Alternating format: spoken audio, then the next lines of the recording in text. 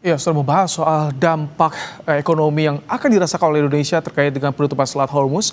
Kita sudah bersama dengan Kepala Center of Food, Energy and Sustainable Development Indef, Abra Talatov.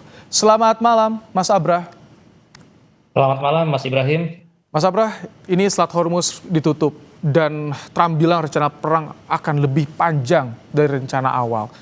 Dampak ekonomi seperti apa nanti yang dibayangkan bisa dirasakan oleh Indonesia?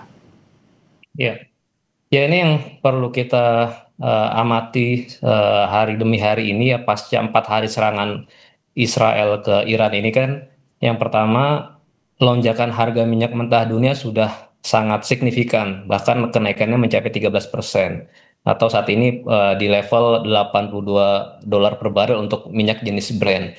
Dan hari ini kita mendengar statement dari Korps Garda Revolusi Iran menyampaikan bahwa perang ini akan berjalan dalam jangka panjang dan bukan hanya menghambat lalu lintas pelayaran di melalui Selat Hormuz, tetapi juga akan mengancam merusak ya jalur pipa minyak. Jadi bahkan ancamannya juga serius, ingin mendorong harga minyak menuju $200 per barel. Nah, artinya memang ketika peperangan ini bisa terjadi dalam jangka waktu yang cukup panjang dan harga minyak mentah dunia ini melambung tinggi, Indonesia sebagai net oil importer tentu perlu sangat memitigasi ya, menghadapi adanya resiko tadi, apalagi ketika nanti kita tidak bisa lagi impor energi kita, minyak maupun LPG dari melalui Timur Tengah, itu juga memang harus ada alternatif yang bisa didatangkan dengan cepat. Dan yang kedua, risikonya juga tetap tinggi karena harganya pasti juga akan tinggi sekali, dan itu Ini pada akhirnya akan menjadi Mas beban Abra, buat eh, masyarakat kita.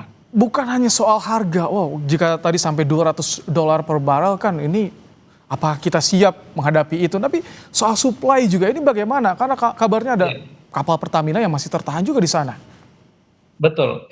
Jadi memang situasinya sangat serius, sangat berbeda jauh dengan situasi ketika pecah perang Rusia dan Ukraina, karena kita masih tetap bisa mendapatkan pasokan meskipun harganya melonjak waktu itu $120 per barel, tetapi konsekuensinya di tahun 2022 pemerintah harus menambah alokasi subsidi dan kompensasi energi dari 150 triliun menjadi 550 triliun. Nah, sekarang ini selain adanya resiko harganya melonjak tinggi, kedua belum tentu kita bisa mendapatkan pasokan gitu, karena pertama kita harus mencari dari negara lain ya, salah satu yang paling memungkinkan adalah dari Amerika, karena pemerintah juga sudah melakukan kerjasama Oke. bilateral. Yang kedua, negara-negara lain tentu juga akan berebut, jadi bukan hanya Indonesia yang mengalami kegentingan terhadap pasokan energi, tetapi juga negara-negara besar lain seperti Tiongkok dan juga India.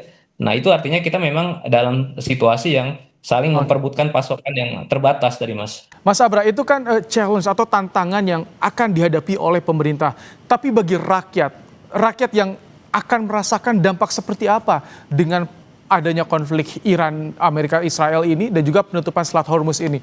Masyarakat dampaknya yang akan dirasakan seperti apa ini?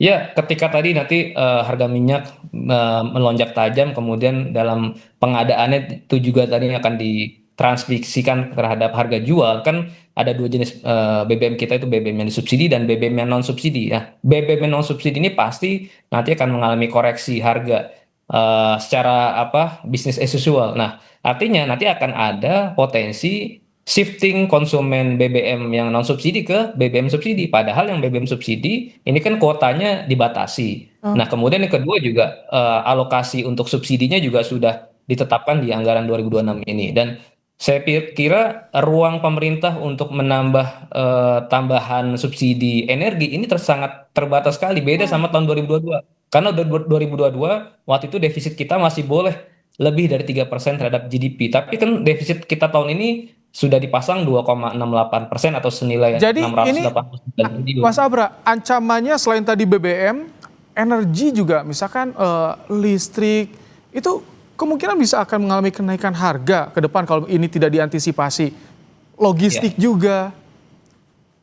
ya, tadi saya baru cerita dari sisi komoditas energi, komoditas pangan, kemudian untuk kebutuhan impor bahan baku ya barang modal itu juga otomatis akan mengalami kenaikan. Kenapa? Karena memang dari sisi cost untuk transportasi pelayaran juga akan mengalami kenaikan harga karena terbatas dan distribusinya yang terhambat. Nah, jadi efeknya memang luas sekali bukan hanya di sektor energi, cuma memang sektor energi ini akan menjadi salah satu komponen belanja yang akan memantik ya kenaikan biaya harga-harga yang lain. Kita berkaca adalah masih di tahun 2022 waktu itu inflasi kita ya untuk inflasi tahunannya sampai 5,5%, tetapi untuk inflasi dari harga yang diatur pemerintah termasuk di dalamnya adalah listrik dan juga BBM itu bahkan waktu itu inflasinya di akhir tahun sampai 13%, double digit Mas. Oke. Dalam situasi yang relatif waktu itu pasokan masih kita bisa dapatkan. Nah, apalagi sekarang nih situasinya lebih kompleks. Oke. Mas Abra, tapi kalau kondisi ekonomi negara kita nih sudah siap dengan buffernya jika tadi harga-harga tadi naik?